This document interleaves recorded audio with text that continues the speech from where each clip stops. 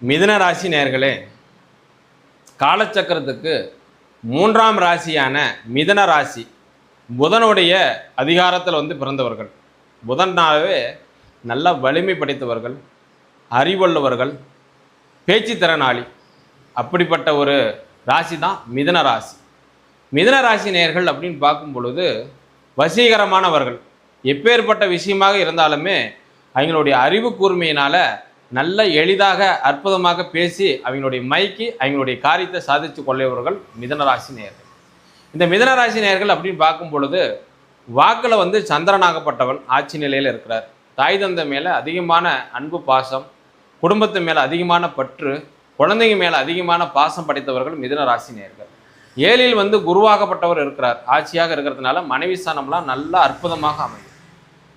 1 வருஷம் 2 வருஷம் 3 வருஷம் கணவன் மனைவிக்குள்ள ஏகப்பட்ட பிரச்சனைகள் நிறைய பேர் பிரிந்து அதனால் நிறைய மன உடைச்சல் அடைந்தவர்கள் அதிக பேர் மிதுன ராசி நேயர்கள். இந்த மிதுன ராசிக்கு அப்படின்னு பார்க்கும் பொழுது முன்கோபமாகப்பட்டது வரும். பேச வேண்டிய நேரத்தில் பேசாத ஏதே ஒரு கோபத்தினால சண்டை போட்டு அவங்களுக்குள்ள ரொம்ப மனவேதனைப்பட்டு தனிமைப்படுத்தி வாழக்கூடியவர்கள் மிதுன ராசி நேயர்கள்.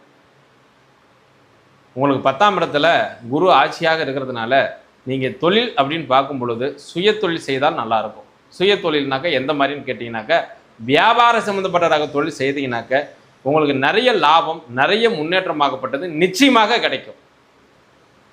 5ல் உங்களுக்கு சுக்கிரனாகப்பட்டது போய் கலந்துருக்கிறான். 5ல் சுக்கிரனாகப்பட்டது போய் கலந்துருக்கிறதுனால இந்த ஜாதகர்களுக்கு, இந்த மிதுன ராசி நேயர்களுக்கு எல்லா விதமான செல்வமும் உங்களுக்கு கிடைக்கணும். அப்படின்னாக்க உங்களுக்கு மெயினாக பெருமாளை கும்பிடணும், மகாலட்சுமி கும்பிடணும்.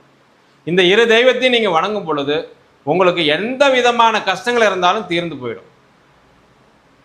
கணவன் மனைக்குள்ளே இருக்கிற பிரச்சனை, தொழில் பிரச்சனை, கடன் பிரச்சனை, கடன்லாம் ஏகப்பட்டது வாங்கி கட்டினவர்கள் தான் இந்த மிதுன ராசி நேயர்கள். எல்லா வித பிரச்சனையும் இந்த தெய்வத்தை வணங்கும் பொழுது உங்களுக்கு கண்டிப்பாக நிவர்த்தனி ஆகிவிடும். ஆகையினால உங்களுக்கு புதிதாக தொழில் செய்யணுங்கிற எண்ணமாகப்பட்டது இப்போ உங்களுக்கு இருக்குது. ஆவணி மாதத்தில் நீங்கள் நினைத்த தொழிலாகப்பட்டது ஆரம்பிங்க. கண்டிப்பாக அதனால் நல்ல ஒரு முன்னேற்றம், நல்ல வெற்றியாகப்பட்டது உங்களுக்கு நிச்சயமாக அமையுங்க. நன்றி.